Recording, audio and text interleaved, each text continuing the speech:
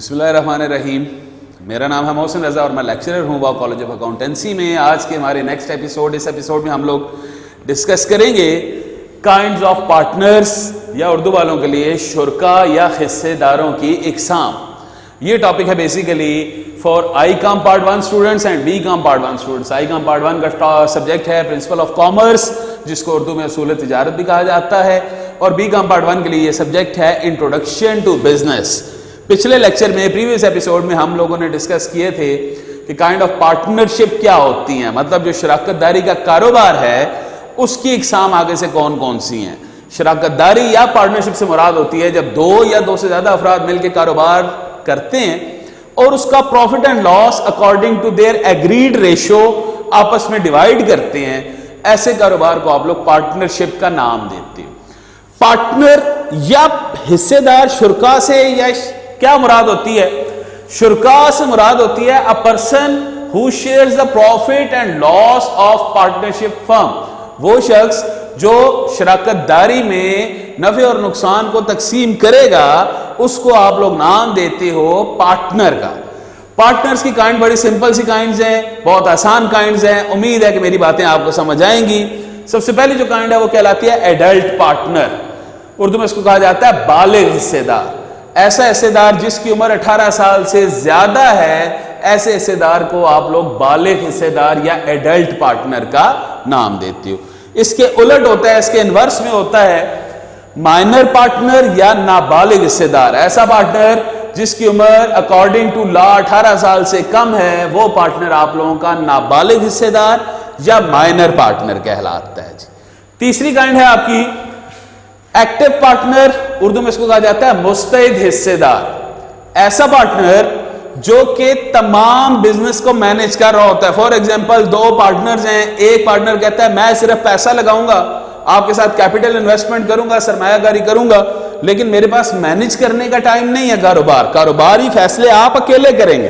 तो वो बंदा जो कारोबारी फैसले करेगा, जो कारोबार को मैनेज करेगा, उस शख्स को, उस पार्टनर को आप लोग नाम देते हो एक्टिव पार्टनर या मुस्तैद हिस्सेदार। इसके इनवर्स में होता है नॉन एक्टिव पार्टनर या गैर मुस्तैद हिस्सेदार। वो पार्टनर जिसने सरमायाकारी आपके साथ की है, लेकिन उसने साथ ये भी कहा है कि वो एक्टिव रोल प्ले नहीं करेगा मैनेजमेंट में, वो कारोबार की देखभाल नहीं करेगा।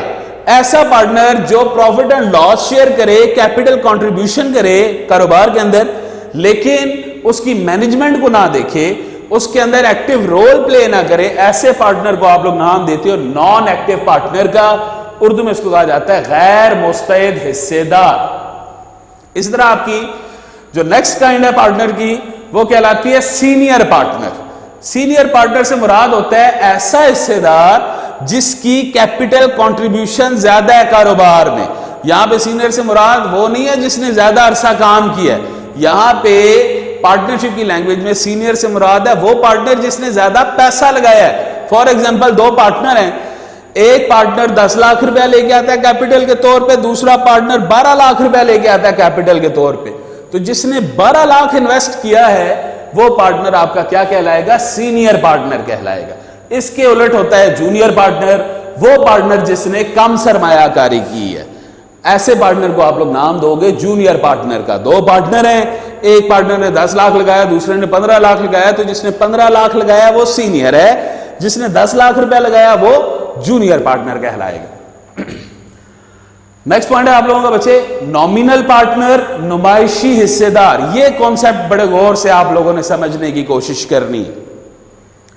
नॉमिनल पार्टनर या नुमाइशी हिस्सेदार से मुराद होती है ऐसा हिस्सेदार जो कि ना तो कैपिटल लेके आएगा मतलब ना सरमायाकारी करेगा, ना इसका प्रॉफिट एंड लॉस में किसी किस्म का हिस्सा होगा। ये प्रॉफिट एंड लॉस, नफा नुकसान भी आपके साथ तकसीम नहीं करेगा। ऐसे पार्टनर को नॉमिनल पार्टनर कहा जाता है, नुमाइशी हिस्सेदार कहा जाता है। आप सिर्फ उसका नाम इस्तेमाल करते हो, आप सिर्फ उसकी गुडविल इस्तेमाल करते हो, उसकी शोहरत का इस्तेमाल करके अपने कारोबार को मजीद बेहतर बनाने की कोशिश करते हो।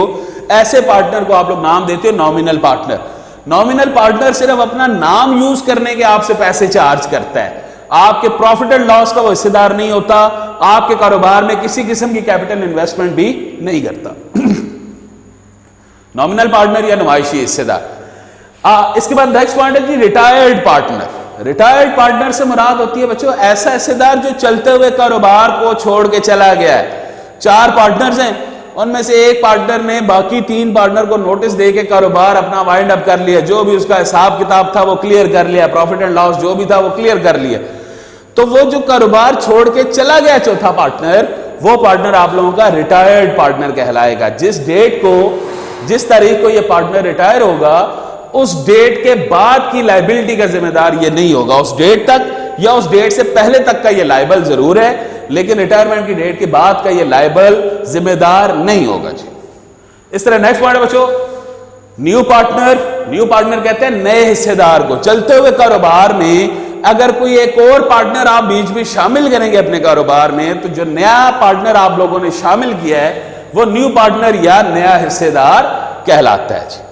इसी तरह जी सैलरीड पार्टनर, उर्दू में इसको कहा जाता है तनख्वाहदार हिस्सेदार। ऐसा पार्टनर जो आपके साथ प्रॉफिट एंड लॉस भी शेयर करता है, लेकिन क्योंकि वो एक्स्ट्रा सर्विसेज परफॉर्म कर रहा है, एक्स्ट्रा एक्टिविटीज कर रहा है, इसके लिए उसकी तनख्वाह भी डिसाइड की गई है एग्रीमेंट के मुताबिक कि जी आप क्योंकि एक्स्ट्रा चीज परफॉर्म कर रहे हो, एक्स्ट्रा ड्यूटीज दे रहे हो, उस एक्स्ट्रा ड्यूटी की हम आपको तनख्वाह पे करेंगे, सैलरी दिया करेंगे। तो ऐसा हिस्सेदार जो प्रॉफिट एंड लॉस भी शेयर करे और अपने काम की तनख्वाह भी ले रहा हो, ऐसे पार्टनर को आप लोग नाम देते हो सैलरीड पार्टनर का या तनख्वाहदार हिस्सेदार का। सेकंड लास्ट हमारा पॉइंट है बच्चों आज का डिसीज्ड पार्टनर। डिसीज्ड कहते हैं वो शख्स जिसकी डेथ हो चुकी हो, मरहूम का वर्ड इस्तेमाल होता है। तो कारोबार में अगर किसी एक पार्टनर की डेथ हो जाए तो वो पार्टनर डिसीज्ड पार्टनर कहलाता है, मरहूम हिस्सेदार कहलाता है। उसके जो भी कानूनी तौर पे जो भी उसके प्रॉफिट एंड लॉस के हिस्से बनते हैं वो उनके कानूनी वारिस को, रिप्रेजेंटेटिव को, लीगल हेयर को दे दिए जाते हैं, वर्सा को ट्रांसफर कर दिया जाता है। तो ऐसे पार्टनर को जिसकी डेथ हो चुकी है उसको आप लोग डिसीज्ड पार्टनर का नाम दोगे। आखिरी हमारा जो आज का काइंड है वो कहलाती है जी पार्टनर इन प्रॉफिट ओनली, सिर्फ मुनाफे का हिस्सेदार। हम लोगों ने एक काइंड पढ़ी थी लिमिटेड पार्टनरशिप पिछले लेक्चर में, पिछले एपिसोड में। उसमें मैंने आपको बताया था कि एक बंदा कहता है मैं पैसा लेके आऊंगा, दूसरा बंदा कहता है मैं सर्विसेज दूंगा, मैं पैसा नहीं लेके आऊंगा। जो पैसा लेके आएगा वो प्रॉफिट शेयर करेगा, लेकिन उसका नुकसान में किसी किस्म का हिस्सा नहीं होगा। तो ऐसा पार्टनर जो सिर्फ प्रॉफिट शेयर करे और उसका नुकसान में किसी किस्म का हिस्सा ना हो कारोबार के अंदर, बिजनेस के अंदर, ऐसे पार्टनर को आप लोग नाम देते हो पार्टनर इन प्रॉफिट ओनली, सिर्फ मुनाफे का हिस्सेदार। ये थी बच्चों सिंपल सी काइंड्स पार्टनर्स की शराकतदारी के अंदर जो अफराद काम कर रहे होते हैं उनकी इकसाम थी। उम्मीद है आपको मेरा लेक्चर समझ आया होगा। बहुत शुक्रिया आपका।